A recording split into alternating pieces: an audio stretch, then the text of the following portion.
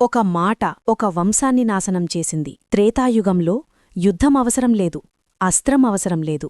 ఒక అహంకారపు మాట. మాహిష్మతీరాజు కార్తివీర్యార్జునుడు వేదమంత్రాలను విస్మరించి పలికిన మాట.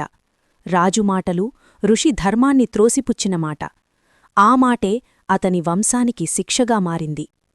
త్రేతాయుగంలో రాజు కార్తివీర్యార్జునుడు తన పరాక్రమాన్ని చూపిస్తూ ఋషులను తక్కువగా చూశాడు. అతని అహంతారం సూర్యుని కాంతిని మించి చంద్రుని శాంతిని దాటింది. ఋషులు తపస్సు చేసి శాపం విధించారు. ఇది కేవలం ఒక మాట, కాని తరం తరాల శిక్షకు అది ఆరంభం.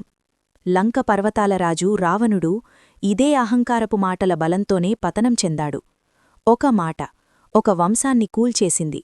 కాని ధర్మం నిలిచింది, భక్తి నిలిచింది, సత్యం నిలిచింది. రాముడు, హనుమంతుడు భక్తుల లీలలతో అహంకారం మీద, అధర్మం మీద ధర్మమే జయించింది. సమయం వచ్చినప్పుడు శక్తి గుర్తొస్తుంది. త్రేతాయుగం చెబుతున్న సత్యమిదే. మాటల్లో శక్తి ఉంది. ఒక మాట సృష్టించగలదు, లేదా నాశనం చేయగలదు. అహంకారపు మాటల్లో శాపం, వినయంతో, జ్ఞానంతో, భక్తితో కలిగిన మాటల్లో సృష్టి.